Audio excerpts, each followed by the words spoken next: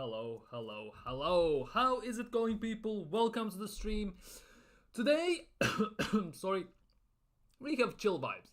Chill vibes on the stream in terms of the fact that Arsenal have won everything, 3 points in the books. At the moment, United are losing 2-0 to Spurs with a red card and everything, very harsh, quite harsh red card and all that stuff. But the biggest worry is that today, thanks to a few ITKs, and that includes team news and ticks and all that stuff, news came out that Calafiori could be injured. And it could be something serious, could be nothing, obviously remains to be seen, but we're definitely going to talk about that. We're going to talk about in general about Arsenal's future fixtures, which we have coming up in the next few days in Champions League and in Premier League, how we are looking at them and should we win them all, of course.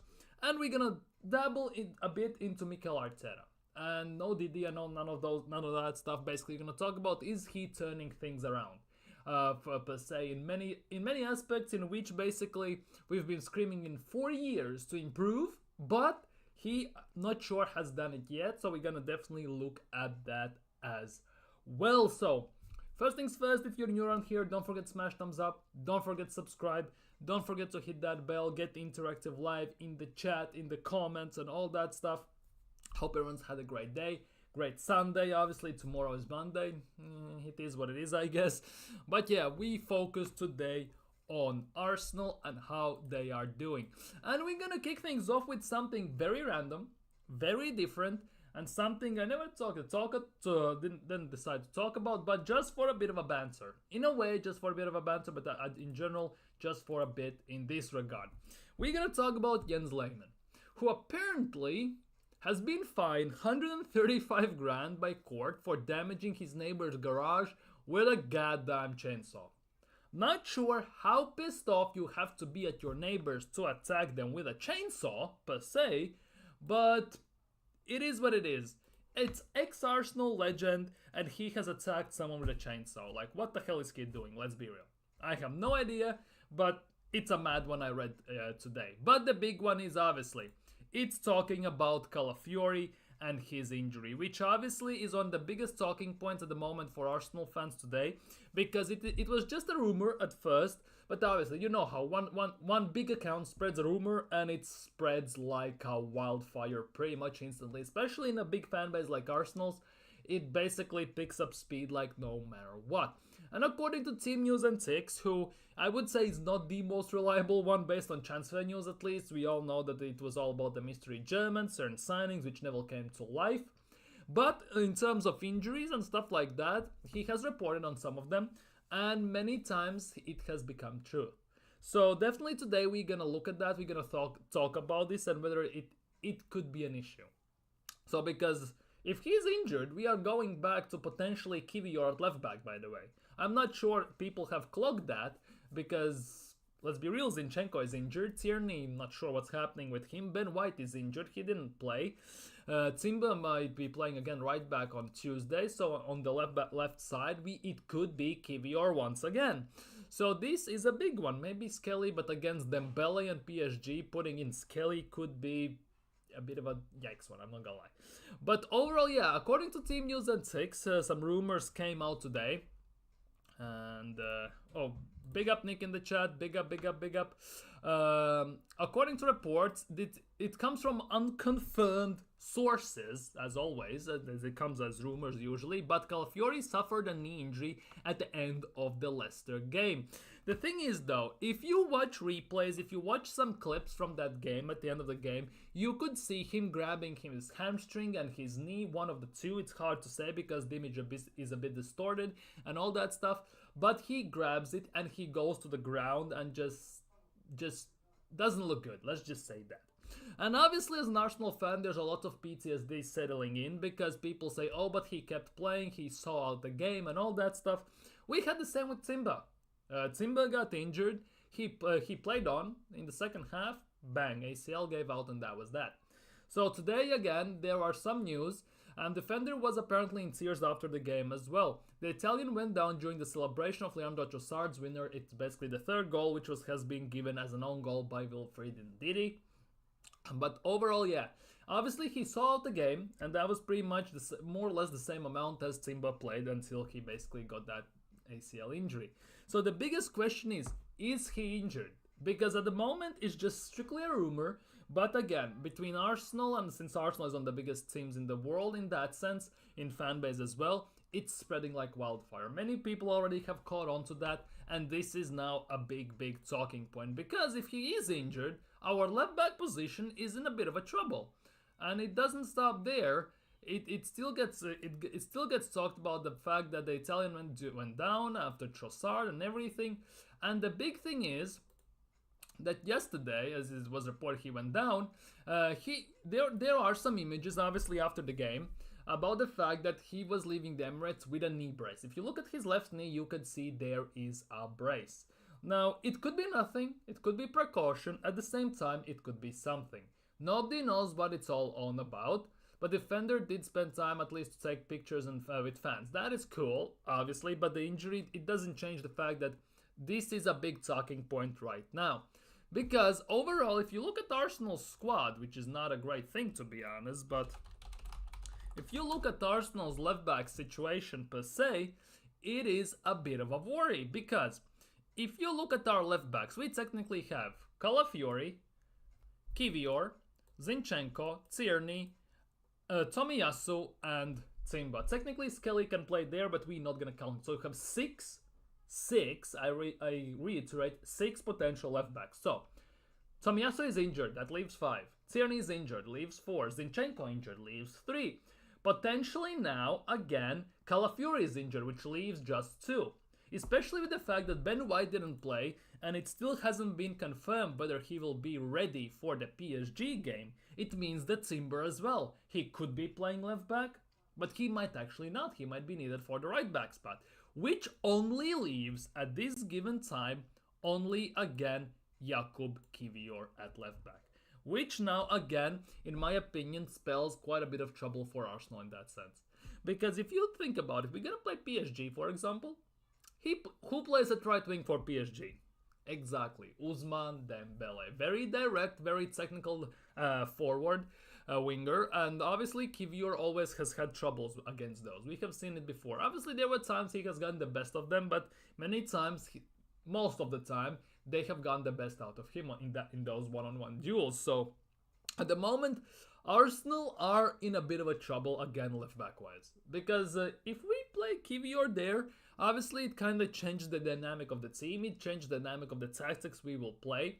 I'm not sure how we're gonna look against PSG right now, but the fact is that that Calafiori's injury really could again change the dynamic of the team, because we finally got Timber back. We played Timber and Calafiori in yesterday's game, and it looked quite nice. I'm not gonna lie, it looked very decent. Obviously, Calafiori was playing every single place on the pitch. He was playing attacking mid, he was playing striker, he was playing left wing, right wing at times, number 6, of course the left back, on occasion center back. How we are rotating, only place he didn't play was goalkeeper basically. But overall, yeah, now that there are some rumors about his injury, him having a knee brace and all that stuff, you start to look at things differently, let's be real. And this is now the big talking point. Kivior at left back against PSG. That could be a big worry and big issue for Arsenal. Obviously, if Ben White is fit, he could play right back, Timber plays left back, and we are all sorted. We are all good, done and dusted, which is all fine. However, if White isn't, that means Timber is playing right back, and then the left back side could be quite exposed. And that means, again, like previously, Gabriel will be it will be necessity basically for Gabriel to do two-man job again, left back / left center back. And this is the big thing. This is the big speculation. Obviously, we'll have to wait until Mikel Arteta gives an interview, or there are more news come out on this matter. But at the moment, it is looking iffy. Let's just say that it is looking a bit scary and a bit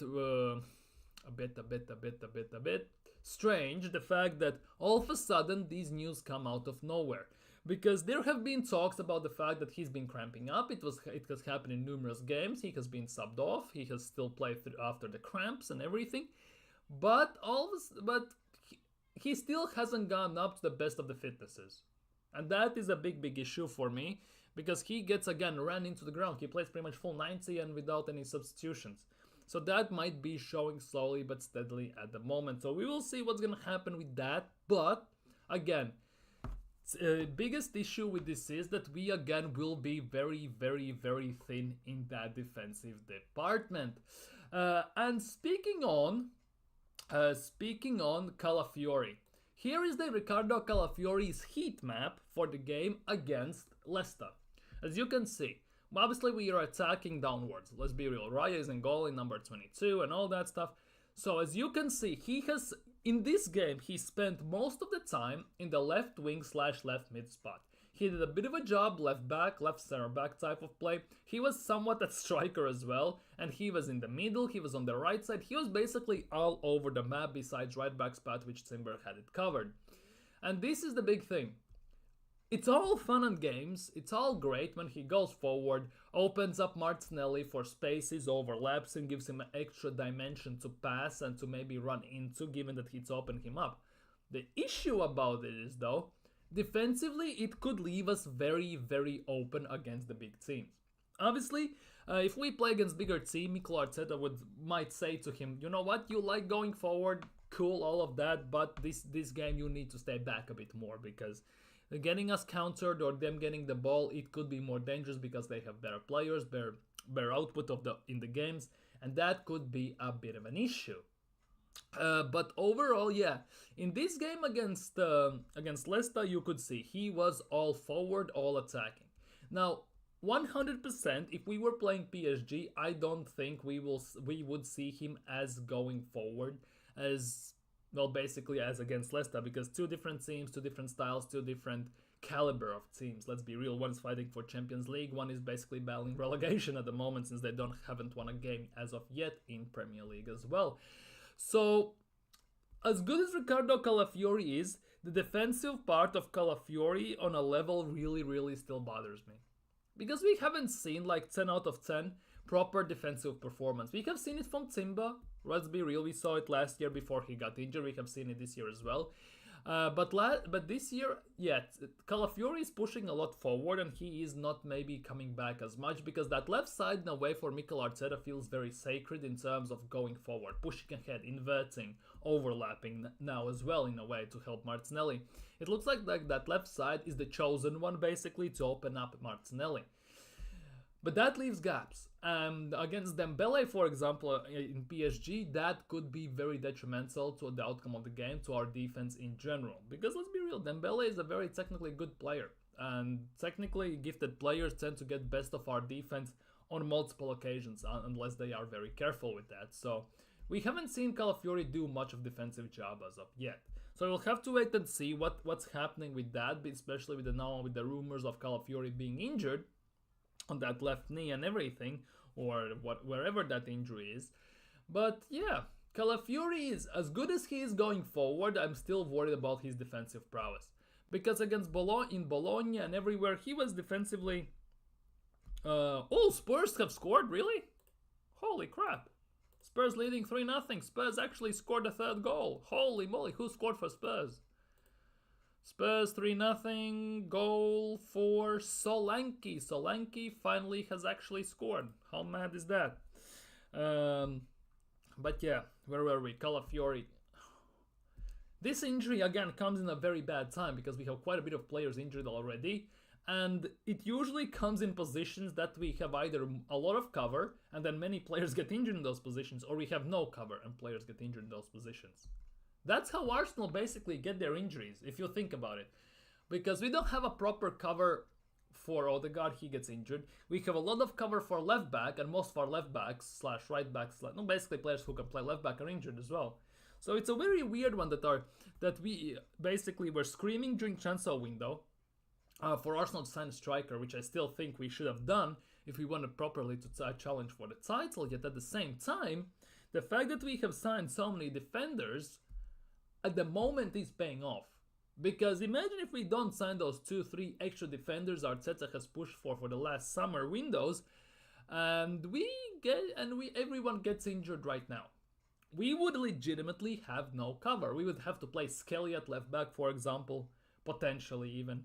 We would have very tough time putting up a solid defense, and that could also be a problem in that instance. But overall, I'm not sure what to expect from this at the moment with this, because Calafiori's heat map against smaller teams is great. I want to see how he does against the bigger teams.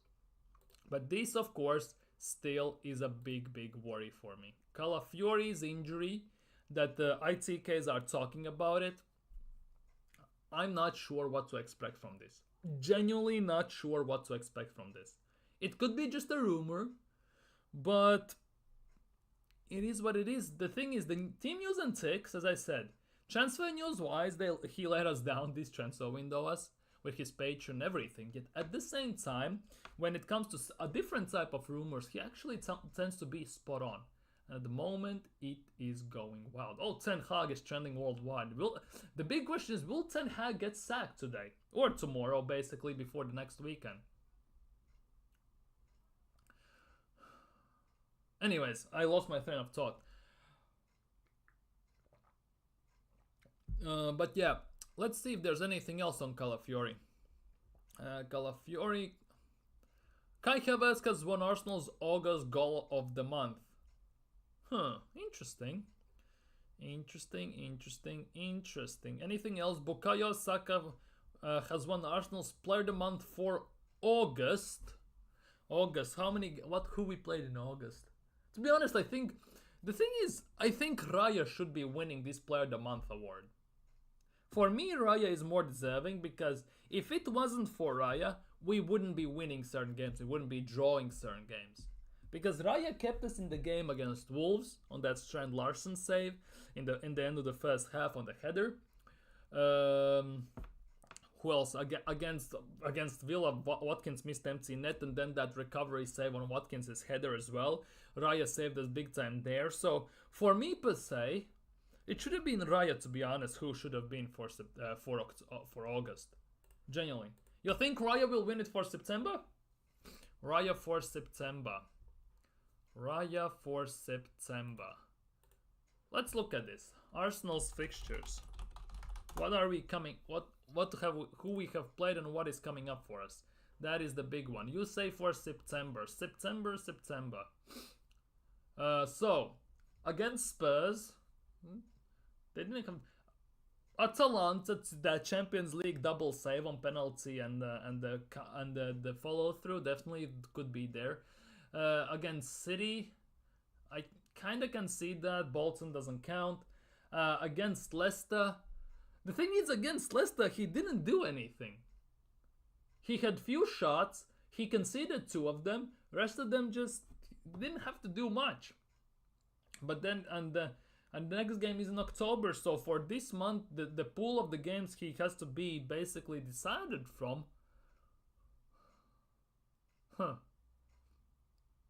It could be Raya, or it could be Gabriel for me for September. Like, if we think about this. Because Gabriel saved us against Spurs. He almost won us the game against City as well. It could be Gabriel. But the fact that Raya, for example, made the saves against Atalanta, 2 against City. Wait, how did Leicester look? Yeah, you see, Leicester had 3 shots on target and Raya conceded 2 of those shots. That is definitely not a good look for him in terms of Player of the Month candidate. 3 shots on target and he conceded 2. That is definitely not a great look. So I would say that Gabriel, in a way, is a better candidate. But for example, at the moment, the Champions League double save kind of edges it for me for David Raya. So Raya or Gabriel for me is for the Player of the Month for September. Is there anyone else who could be candidate for Player of the Month for September for Arsenal? Like, what the hell was that? Like, if we think about it, is there anyone else who could be candidate for Player of the Month for Arsenal? For September. Gabriel scored. Gabriel and who else scored? Calafiori scored. Nwaneri scored 2. Havertz scored. Sterling scored, so nothing special there.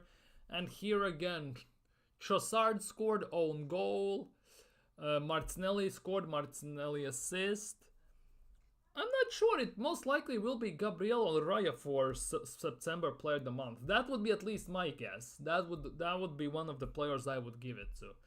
attack-wise, I don't see anyone in attack who had that outstanding performance actually to get the goals.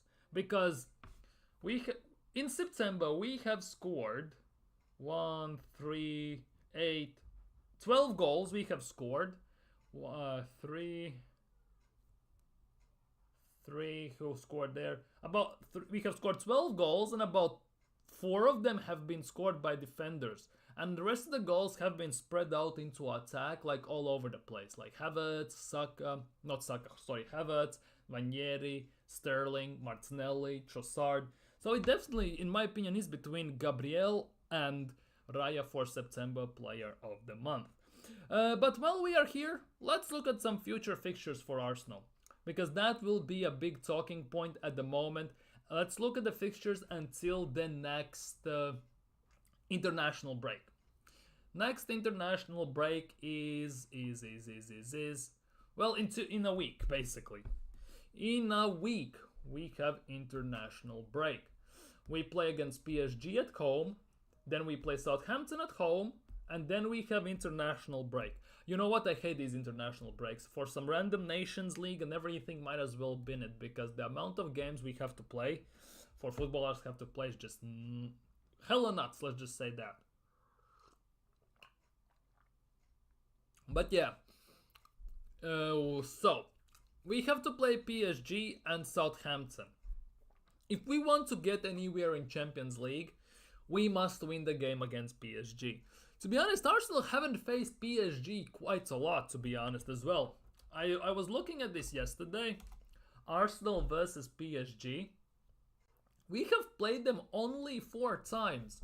1 win, 3 draws. We played them 20 years ago. No, 30 years ago, I'm very sorry. And we played them 8 years ago. So it's a very rare occurrence we play PSG in general. All the games have been also in Champions League. We never played them anywhere else, which is in a way understandable and kind of a good thing, besides the preseason, which, let's be real, doesn't count.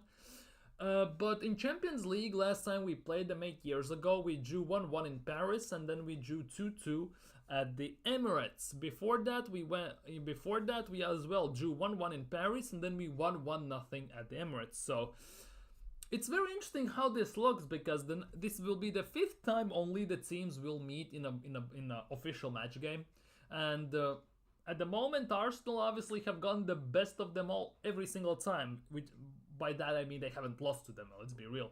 But overall, yeah, we need to win this game. This game against PSG is a must-win game. I'm not expecting a very easy game, because Bracola, Dembele, Colomwani, Gomez, João Neves, Fabian Ruiz, Zaire, they have very good players. Hakimi, obviously, they have Skriniar, Marquinhos. They signed that Pacho, they signed Donnarumma and everyone. They have very good team. And Luis Enrique is also doing a great job with them as well. Since they lost Mbappe, they actually are playing a lot more like a team, and they're actually playing the ball more around. They're not depending on just one player. They're depending on a whole team as a unit. So it will be a very rough game, I expect. PSG has a bit of a pedigree in Champions League as well. So we'll see how this goes. But I'm expecting a win from this game, because if Arsenal want to win and want to progress through in Champions League, I genuinely believe this is one of those games they must win at home. Because all the Champions League games we have Shakhtar Donetsk at home after international break, which is a must-win game. Then we have Inter away, will be hell on earth, let's be real, at San Siro. Sporting away will be hell on earth as well. In Portugal, last time we went to Portugal to play Amorim and their Sporting Lisbon, it was already tough. But now the team has gone much better. Plus they have Victor Gyökeres, one of Arsenal's targets. It will be very interesting to see how our defenders cope with Victor Gyökeres against Victor Gyökeres, because in a way this potentially could be a Victor Gyökeres audition for Arsenal to sign him. Potentially, this is a potential. This is hypothetical. But we're going to play against Gyökeres, who is at the moment putting up Haaland level numbers. He has played 7 games in this season for Sporting. He has scored 10 goals and gotten 1 assist. So 11 points in 7 games. That is hell of a high numbers. That is, I'm telling you, that is Haaland level numbers. I'm not saying he's as good as Haaland or anything like that, but he's putting that kind of numbers up. And on top of that, in my opinion, Gyökeres is much more technically gifted than Haaland. Haaland is an elite finisher, although he needs to stay humble, that bastard. But overall, yeah, is what is. Then we have Monaco at home, which will be very, very interesting because against Monaco, we are very hit or miss against Monaco, if I'm not mistaken. Arsenal versus Monaco. We are very hit or miss in this instance, aren't we?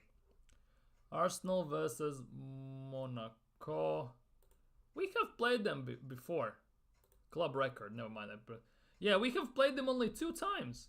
2 times in official matches.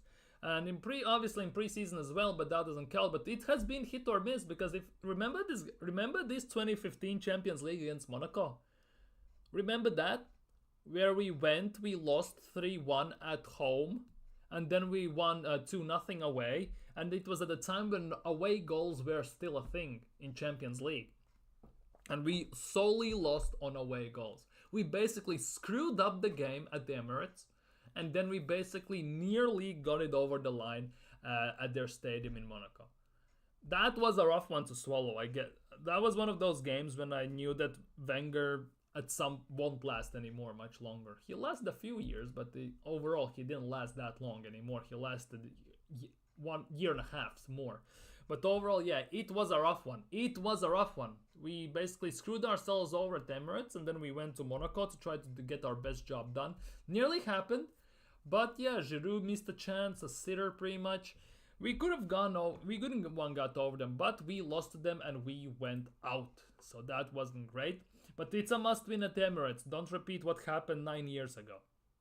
And in Champions League, what else is left? Dinamo Zagreb at home. This is a smash and grab. Just win and get over the line. Let's be real. Bayern Munich just destroyed them 9-2, if I'm not mistaken. It was 3-0, 3-2, and then Bayern Munich just went on rampage. Just got them. Basically, Dinamo got them very angry, and then they just conceded 7 on the bounce. And of course we have Girona away. The last game of the Champions League is January 29th. We play against Girona away, which I don't think will be half an easy game. Girona this year is I wouldn't say a weaker team. They play the same style of football. They still create chances. The thing that they're missing is an out-and-out striker bagsman up top. They sold Dovbyk to Roma this year. Dovbyk is a bit struggling to feel into Roma, but he's scoring some goals and everything. But overall, Girona away won't be as easy. Since it's January 29th, who knows? They might sign a striker and they could get back in it. And Arsenal still could sign a striker and be in it. But the big thing is we play Girona, and then 3 days later at home we play Manchester City. So this could be very, very rough one. Genuinely. Then there is international break again. Wish after we would play City after the international break potentially. But yeah, these Champions League games will come thick and fast at us. And pretty much there aren't many games where we can afford to drop any points. And if we want to finish in that top 8 that automatically qualifies without like extra round of 32 for elimination stages, we need to win the games we must win. For example, Shakhtar, we need to win against Dinamo Zagreb, we need to win against Sporting, obviously. That also includes Girona, and we should be getting a win against PSG if we really want to push for it. Because the only game where on Monaco, obviously, the only game where I would maybe accept that the fact that we can't win or we don't win, not to say we can't, but we don't win, is Inter Milan away. Because Inzaghi knows how to set up teams. Inter Milan has a massive Champions League pedigree, and they have a squad to do so. That is the only game in Champions League I'm looking at and thinking that is the only game where you could get a draw, or maybe if you are not lucky, maybe suffer a loss. Rest of the games I'm looking at and thinking you must win those. PSG at home is a must win. Monaco at home, must win. Shakhtar Donetsk at home is a must win. Girona away is a must win. Dinamo Zagreb is a must win. Sporting Lisbon away, it will be rough. We could get only a draw, especially since the last time how we played against them away, and we always tend to do very good against Portuguese sides in Portugal. Remember those? Against Sporting and against Porto. Plus they have Gyökeres, so they will be hella dangerous. So that game is also a very 50-50 one. We will see there if Mikel Arteta has learned from the last 2 years playing against Sporting and playing against Porto. Has he learned from his mistakes? So definitely those two games are the ones. I like generally Sporting and Inter are the two games I'm looking at and thinking we might not win them. Those are the only two games. The rest of the games I'm looking at and thinking it's a must-win games and we have to win. That's it. It's a must-win games and we must win. Now, Tottenham beat United 3-0. Happy days. Anyways, moving swiftly on to other games. Now, what we have before the next international break? These two games, PSG and Southampton. We should be winning both games. First of all, remember Southampton 2 years ago, basically one of those teams that were a massive banana peel for us, which I don't want to repeat. That is a game I want to get it over the line, win the game as quickly as possible. Then we go into international break, which again I really hate, but it is what it is. And then we have Bournemouth away, which in my opinion is also a must win. Shakhtar at home is a must win. Obviously, it's not the same Donetsk Shakhtar of the days of Tyson, Fred, Willian. If you know, you know. The Brazilians, they genuinely found it was kind of nuts at the time. Obviously, it's not the same the Shakhtar Donetsk. We also have bad blood with them, as many Arsenal fans want to say, with the Mudryk situation. Although Mudryk wanted Arsenal, Shakhtar wanted for him to go to Arsenal, but Chelsea offered more money, and given the current situation, what was happening in the world, I'm not gonna get into politics and anything like that, Shakhtar Donetsk decided to take a bid where they got more money, up front and in general, so he went to Chelsea, but it is what it is. Then we have Liverpool, which is, if I'm not mistaken, the only game of top 6 we are playing at home in the first half of the season, because we have played City away, Spurs away, then we are playing Liverpool at home, Chelsea away, United away. Yeah, we are playing all the top 6 sides and most of the big teams away, besides Liverpool, and that's about it. Yeah, that's about it. And United we play at home. Rest of the sides we play basically away, and that is a very rough one. Although in the second part of the season, it could play into our hands given the fact that we have to play them at home, depending on the situation in the table, of injuries, and what squad we have available at the time. It could play in our hands and it could be advantage for us, obviously. But the first half of the season really hasn't been kind to us, let's be real. But it is what it is, we move. Then we have Preston, which is, I have no idea when we gonna play them, because October 27th, right? And November 2nd, that is 6-day gap. Basically, it's Monday, Tuesday, Wednesday, Thursday, Friday. We play on Saturday against Newcastle. Away, it's an early kickoff, I'll have mercy on my soul. But overall, yeah, we played them away. And that is the big thing. 27th, we will play either on 29th or 30th. We will play against Preston, looks like 29th. The date hasn't been confirmed, the time hasn't been confirmed yet. Championship side definitely will be a rough game. Also, it will be interesting what kind of 11 Mikel Arteta will put out, because after that we have games of hell pretty much. After that Preston game, we have Newcastle away. We all saw what happened yesterday with City at Newcastle. Then we have to fly to San Siro, to Italy, to Milan to play against Inter away. Then we fly back and we play against Chelsea. And Chelsea, to be honest, at the moment, I'm not gonna get into the hype that the fact that they're outscoring most of the teams and everything, but because last year we saw that under Ange Postecoglou as well. First 10 games, Spurs fans were singing they're in a title race. What happened after that, we all saw. Obviously, it's Cole Palmer FC and everything. Cole Palmer scored 4 goals yesterday, and it was kind of nuts. That game against Brighton was insane. If to be honest. But overall, that Chelsea game could be very interesting. Last year at the bridge we played 2-2. We were lucky to play 2-2 because Sanchez's mistake led Declan Rice to score one goal, and then we kind of caught the thread of the game, and Trossard made it 2-2 and it stopped there.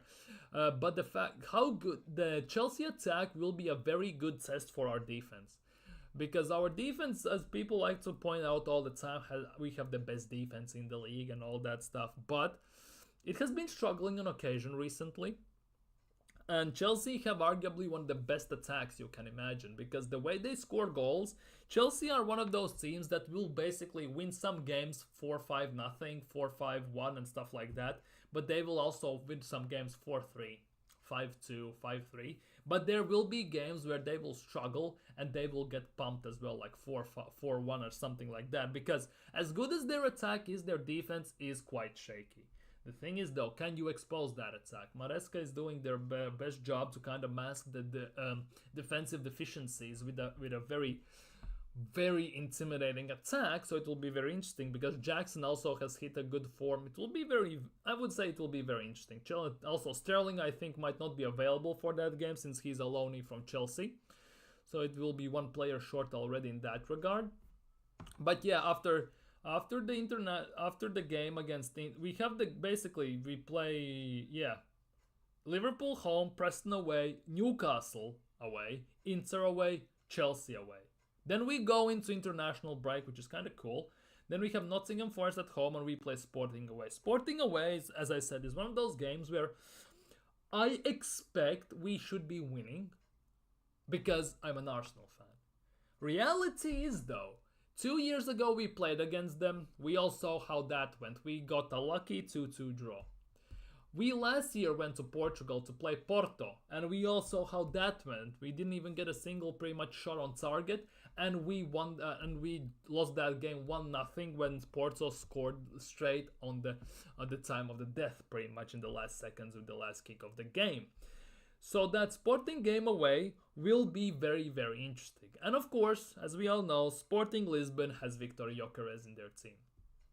It will be a very nice audition for Victor Gyökeres potentially for Arsenal, because if he performs well, I think Arteta definitely... will be the first-hand look for many Arsenal fans who don't watch Portuguese league to see how he plays. And if he does well, obviously not too well because we want Arsenal to win, let's be real, there will be a chance that Arsenal might go for him in the winter. And I wouldn't mind that. He has release clauses, so basically you can drop the money on the table and just walk away, take the player and peace out. The question is, will Arsenal do that? Because the fact that we need a striker is quite evident. Attacking forward. Now we come back, and then we have West Ham away. It will be a very big, interesting thing. West Ham away November 30th, in 2 months exactly, pretty much. Will Lopetegui still be there? Because he has had a shocking start this season for West Ham. Shocking. Same goes, to be honest, for Ten Hag. They just lost 3-0 against Spurs at home. How long will Ineos basically swallow all these bumps and all these issues until they sack Ten Hag? Because by the time by that time I generally can see potentially maybe Ruud van Nistelrooy being there as an interim until they find a new coach. Or maybe by the time they will have signed Southgate or someone like that, who knows. There are some managers available. Whether United and Ineos will pull the trigger on them, that is the big question here. But by the time we play United at home, there is a chance that he might be sacked already. We might be playing some teams who sack their managers, because West Ham could sack their manager by then, Ten Hag could be sacked by then, and everything. Fulham, it will be interesting. Basically, ex-Arsenal versus Arsenal. Arsenal's B team versus main Arsenal team. Then we have to play, obviously, Monaco at home, which I expect a massive win here. Everton at home against Daichi will be rough. Crystal Palace, Ipswich. Yeah, we go into this Boxing Day type of situation, which is not great. 21st, 26th, 29th, 4th. It will be very rough. But then we have 10-day break, which is very, very interesting, quite unexpected before North London Derby. Is there international break or not? 10 days seems quite low number. So I think it might be just a break in general, potentially. 10 days for international break seems hella low. But yeah, we play Brighton away, which will be very interesting. This is the first game, I think. Yeah, this is the first game of the second half of the season. Brighton away. As the year starts January 4th. It will be very interesting to see how that develops. Aston Villa at home, Spurs at home on January 14th. On my name's day, by the way. Very interesting. It's a late kickoff as well. 8 p.m. kickoff. Oof. Dinamo Zagreb should be a win. Wolves, Girona. Then this is the big one, by the way. We play Zagreb at home, should be a massive win. Wolves away, could be interesting. Then we fly to Spain to play Girona. And then 3 days later, we are playing Man City at home. Big one. All depends where we'll be on the table. This could be a very big one, a decider in a way. Could be a very massive one. All remains, of course, depends to be seen on how it develops. But our schedule is not the easiest, and the biggest issue with all of this schedule is in a way as well. We have to play Liverpool as one of the last games of the season, and then the penultimate game of the season at home is Newcastle. These games could actually kind of decide a lot, depending on where we sit in the table. Because the last games of the season are very, I would say, quite handy for us. Brentford at home, Ipswich away, depending on where they sit in the table, whether they are fighting relegation, they have been relegated, depends to be seen, obviously. Palace at home should be good, Bournemouth at home should be good. Then we have Liverpool at Anfield, and that could be hell on earth, May 10th. Newcastle at home also won't be easy, and of course we go away to Southampton in the last game of the season, and it will be very interesting to see, do we need anything for that game of the season or not? Will we finish first, second, third, fourth? Depends to be seen. But overall, first half of the season is very rough, second half is a bit easier, obviously all depends on Champions League draws and where we finish, but at the moment we have to go game by game. Because if we look at Arsenal's team, and injuries, if I can find them at the moment. Backroom full squad, stats, squad numbers, penalties in the contract, experience, foreign internationals, suspensions and injuries. It's not a great look. It's Merino is injured, expected to be back in a month only. This is a big one. Because Merino apparently is expected to be back in a month. Which is a mad one. Because October 28th, right? That is legitimately straight after Liverpool we play at home. As weird as it sounds, it's still a month to wait for Merino. Mad. Tomiyasu, God knows when he's gonna be back. Odegaard, they still haven't put a timestamp on Odegaard, by the way. I'm expecting him back November, late November.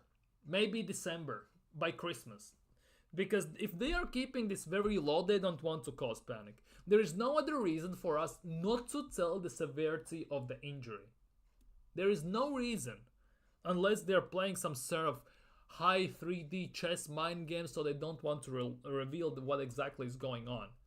But they should be revealing what is going on. We still haven't seen a deadline. They say a few weeks, couple of weeks.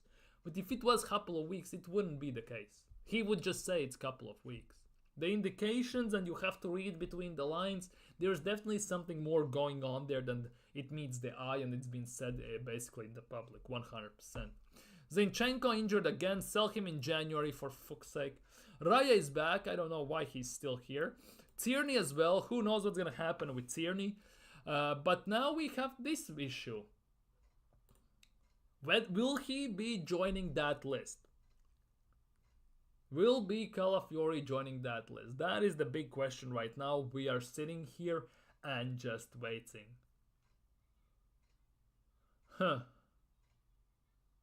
I don't know what to think about this, because the fact it's unconfirmed reports, first of all, already makes it uneasy.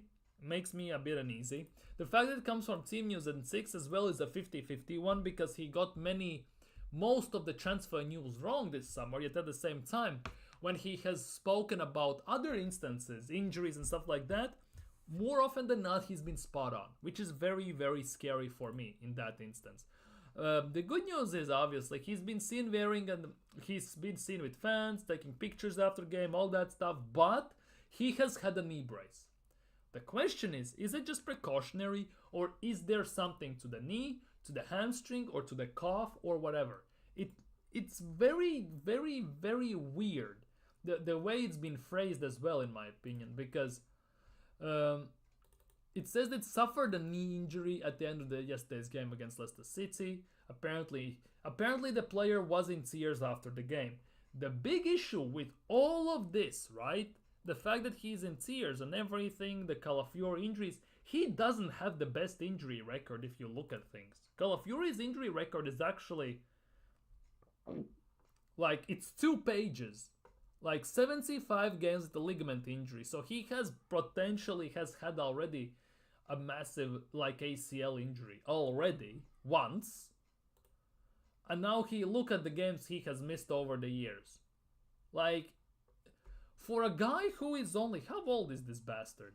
22 years young. For 22-year-old already, to get injured every single season and miss about nearly 10 to 20 games every single season is not a good look, is it?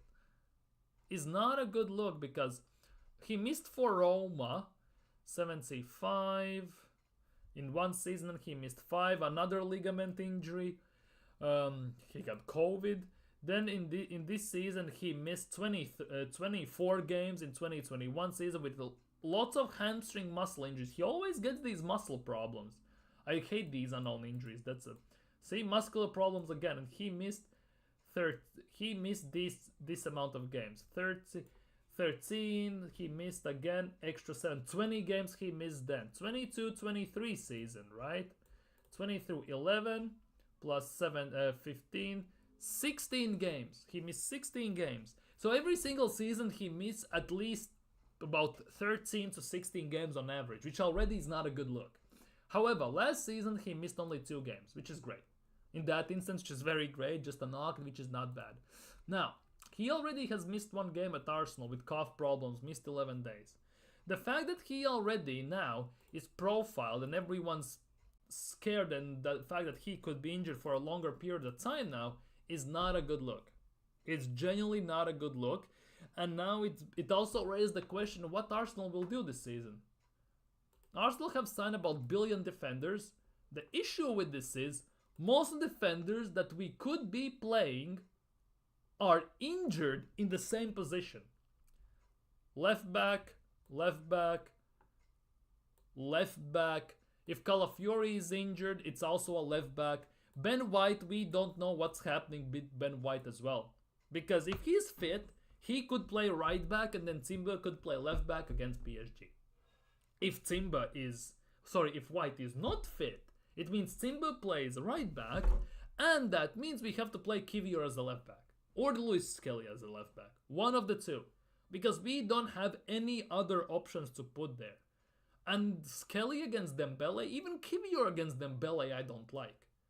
That's why I hope everyone is okay, because I would feel much safer having Timber or Calafiori against Dembele. Much, much safer. We need those. Calafiori is also, they say he has broken sprint records and everything. On the pitch, he looks as fast as Thomas Partey. That is also a big issue for me. Because for pace, what Dembele possesses, definitely Calafiori or Timber would be much better options. So really hope they are fine. They all are okay and there are no issues. That is a big, big thing. And to talk a bit about Mikel Arteta, what I said I wanted to talk about, but wait, let's check quickly about Calafiori. Is there anything new about Calafiori? Doesn't look that way. Looks like nothing new on Calafiori as well. As you can see, he was holding his, I don't know, hamstring or whatever. Doesn't like, it doesn't sit right with me. Anyways, speaking of Mikel Arteta, I wanted to talk a bit about Mikel Arteta. More specifically, has he changed his ways? Is he changing his ways in the team? How he portrays the team? How he sets up the team? How he does things in the team? I wanted to talk about something in those lines. So, if this works, would be kind of nice. There we go. I don't know how much you can see from this, by the way. Okay. Let me go to these. Oh, you can see the main thing, substitutions and everything.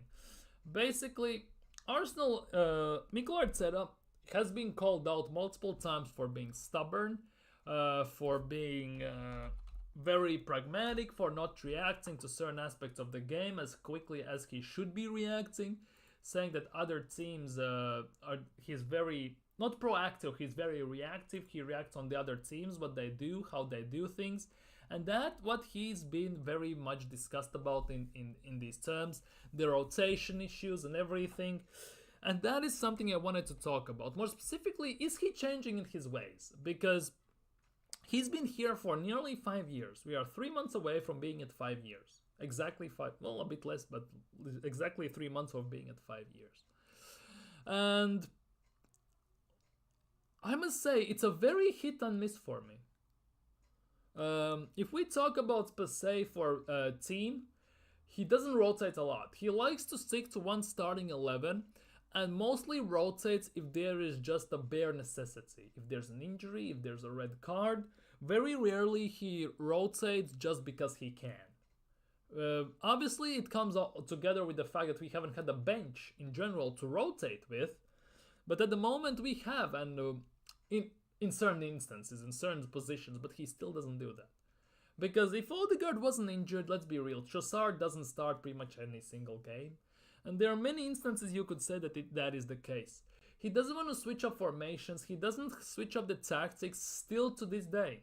Because he has that one tactic he wants to play, he plays it all the time, and if shit hits the fan in a way, he doesn't do anything. It feels like he doesn't have a plan B. Yes, we become more aggressive, we play more expensive, but by the time we do that, it's a bit too late. Why can't you do it from the beginning is the big question here. Especially with the fact that the only way he does the plan B thing in instances is the thing he has done before. If we're losing, he throws every single attacker, he subs them on. It worked against Bournemouth when Nelson scored that goal, and he still does it to this day as an answer. When it has hit the fan, basically. Because if you recall, we were losing to Bayern Munich, we needed a goal. What he did, he threw every single attacker imaginable, he threw even Edin Ketzi on the pitch. A bit embarrassing, but we roll. And he has done it on multiple instances. And it feels like he doesn't kind of switch the formations. He doesn't deploy different type of tactics, because he has been here for 5 years, and I have seen, I would say 3 different tactics. First one was the 5 at the backs, 3 at the backs he played when he just came here, inherited Emery's team, and won the FA Cup. We haven't seen it since that season finished, basically. Since then, he has played 4-3-3 or 4-2-3-1 most of the time. And the next big tactic he has played is very expansive, attacking rock and roll type of football. If you recall, it brought us to second place in the first time. The first time we finished second, we did that. We finished 10 points behind the City. We basically screwed ourselves over that season with the Southampton games and other games. Last season, it was also same formation, 4-3-3 with inverting and everything. Just we slowed down the game to very maximum extent. We played very total control type of football, where Mikel Arteta said, I want to have total control of the game. I want to control the football. I want to be in control all the time. And we did that, very pragmatic, very boring in a way, shoehorn type like football, pass back if there's no open, very safe football, if you will. There are no risky passes. When they are there, they never take them. And that is a big worry for me and big issue for me. But overall, we do that, and we finished second last year as well, only this time 2 points behind City. And again, same thing happened what happened year before. We shot ourselves in the foot in the games against Fulham, Aston Villa, and West Ham, especially going 1-7 in December, which basically screwed us over out of the title. Basically, we did it to ourselves once again. For me, the perfect scenario how Arteta could try and do this is combine both tactics.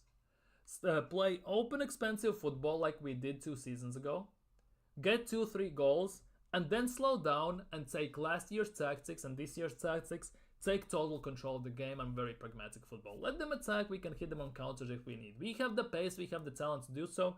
Basically, gain the advantage and then utilize the go ahead and then gain advantages of what comes from that. But we don't do that, and that is a big worry because we saw this also against Leicester City. We scored 2 goals. We were quite great in the first half. Not great, quite good in the first half. We became very complacent afterwards. Very complacent. We thought the game was done and dusted. Everything was in the book and everything. And then one dumb foul by Saliba, one random cross, and it's 2-1. And instantly, it was pretty much Eminem lose yourself settings. Knees, weak arms, heavy mums, spaghetti, and all that stuff. And it's 2-2. And then all of a sudden, we instantly just throw everything forward. Instantly. And we basically have enough talent to smother the teams and to get the result we want. We have the talent to do against the lesser teams. I'm not sure the same thing would work against Liverpool or Man City or anyone else. And that for me is a big thing. It's not a plan B that he did that won us the game. Because we have seen it before. We have seen it before happen. The way we won the game against Leicester was the similar we won against previously in previous seasons. It was the same tactic with certain attacker substitutions, with certain instances, with certain rotations, certain crosses and everything. There was nothing new. No plan C or D, just one plan with a small tweak. Obviously, it has worked before, so it makes sense why he stuck to it. But again, in a way, it also felt like we are a bit short in these instances. We are a bit short. I wish we could do something in those terms. I wish Arteta would develop in those instances, but it is what it is. And same goes with substitutions. It's very predictable when Mikel Arteta will make the substitutions. And on top of that, what kind of substitutions will he make? That is something I wish he basically threw a spanner in the works. But again, it all comes down to the fact that he's an Edu's fault. Because the bench again, in certain instances, isn't good enough. And that means at the end of the day, he needs to make player per player substitutions. Martinelli off, Trossard on. Martinelli off, Sterling on. For example, Trossard off, Jesus on. Havertz off, Jesus on. Basically, point per point, pound per pound substitutions, which pretty much everyone knows he's gonna make. That is also for me a big worry. On top of that, it usually happens after 60th minute. It never happens earlier, which is again very big worry because he's not very proactive, especially if the game is not going our way. The game's very stagnated because you saw Manieri came on in 80th minute or 85th minute, and in 5 minutes he did more than our rest of the team combined in the second half until then. He took on 3 opponents, skilled, dribbled past them, took a shot, nearly scored, got a corner and everything. He did that in general, and he basically carried the team. He was the guy who basically lifted the team's spirits and injected that energy jolt in a way we needed to get it over the line. He was the X factor in that instance because once the ball was starting to go through him, the way he carries the ball, the way he has the close-up dribble and everything on lock, it is fantastic to see how he goes. I think he deserves a start. I wish Arteta would start him, just the question is when. Because for me, the biggest way to start him is most likely Southampton at home. I think that would be a great match for Manieri to start the game. Whether Arteta will have the balls to do so, will he have the cojones, as Troy Deeney would say, I'm not sure. Although I think he is ready. Only thing that I don't like about, I can't say I don't like, but where one of the biggest things I think Manieri needs to prove on is his passing. Because when he gets to pressure situations, he tends to fumble the bag, he tends to lose it. Or over-under-hit the pass, overhit or underhit, because you could see that he has certain passes in his locker, and when he's not under pressure, he can make them. But when he gets pressed, he tends to panic a bit, and he tends to mess it up. So I think he needs to work on that, otherwise I think he's ready to start. I just wish Arteta would give him the chance to start. Because the way he looks when he's playing, and the way our team looks when he's playing, we look much more quicker, much more dynamic, and much more dangerous, and much more threatening on the attack. That is something I really like, and I wish it would happen. But overall, yeah, the way, if I had to summarize what Mikel Arteta has done at Arsenal, and is he changing in his ways and improving the team, I cannot discredit that. He is. He has brought us back to being up there. He has brought us back to challenging, which was a thought we generally, let's be real, as Arsenal fans thought we wouldn't see for quite some time. We should have won the league the year Leicester won, but Giroud just decided not to score goals for 20 odd games, and we should have won there. Ozil would have been record assist per seasons the way he was setting up the goals and everything. That was the last time we had the biggest chance to win the league, and arguably every single time we come up short by 1-2 points a bit. It feels like this could be the last chance we can win the league in the next few years. Because let's not kid ourselves, Liverpool is not far off. If they sort out their bench and certain signings, they are right up there with us. Chelsea, if they get things correct, especially defensively, they could be up there with us. United, God knows what's going to happen there, but it feels like if United get a proper manager, they actually could do something, although they need to change certain players. Spurs are Spurs, nobody cares about them in a way, let's be real. Who else I haven't named? City is City, obviously. Emery could do some job, but the thing about Emery is he always does good for teams that have very not that big expectations, and he gets cups. Emery is a proper cup manager, and we saw that against for Villarreal and Sevilla, where many times, let's be real, Emery when he has managed a team that doesn't have high expectations, like Sevilla and Villarreal, the biggest expectation they can have is qualifying for Champions League for sakes, yeah? He does that during the season, or he qualifies for Europa League, whatever. But in the meantime, while he is in those Europa Leagues and everything, he actually is one of the favorites to win them just because he's in them. He has won the Europa League 3 times in a row with Sevilla. How wild is that? He did it with Villarreal, beating United and Arsenal in the way and everything. It's actually kind of wild what Emery can do. I'm not sure he will. He's not going to win the Premier League, let's be real. But the way he has elevated Aston Villa, it is phenomenal, let's be real. But if we talk about Mikel Arteta, he has done a great job at Arsenal, let's be real. He has done a very good job, but the biggest thing is he has nothing to show for it. And that is the big case for me. You can be as good as you can be, as good as you want to be. You can be the best in the world per se. But unless you have merits to prove that you are best in the world or best for the club, on certain level you have achieved almost nothing. You have brought us back, amazing job. You have sorted out the team, great job. It took 800 million, but you have to spend if you want to catch up to City. Let's be real. But unless you start winning me something, in a way, it's all good for nothing. Let's be real. Because second place means nothing. Next year you go again. Third place means nothing. No cups, no nothing. You have to win something. And that is the big thing. And that for me is the biggest worry at the moment. Because at the moment, if he doesn't win anything this season, there's a big possibility there is no next year. For me, this season is the last season. Unless you win me something. You have to win. Premier League, Carabao and FA Cup, you have to win. Because 5 years, so much money spent, 800 mil nearly on everything, and you have nothing to show for it. It's not good. It's genuinely not good enough. But it is what it is. I think Arteta has done an incredible job overall at Arsenal. The only thing that is missing are the merits, the trophies, and all that stuff. And unless he does it this season, it might be time to part ways. But anyways, let me know what you think about this on this matter of the subject. Hope you had a great day. Hope you had a great Sunday. Hope you're feeling great. Hopefully Calafiori news. There's nothing more to it, but obviously the closer the interviews will come, Arteta will be interviewed. We will find out. Take care, stay safe. If you're new around here, subscribe, smash that like button, comment on in the video if you're watching this as a playback, and all that stuff. Thank you for interacting in the chat. Big up Nick, big up whoever watched. You are a real one. Take care, stay safe, have a great evening, and see you all tomorrow for pre-Champions League press conference and all that stuff. Big up Nick, big up, big up, big up, big up, big up. Have a great evening, have a great Monday tomorrow. Take care, stay safe. Peace.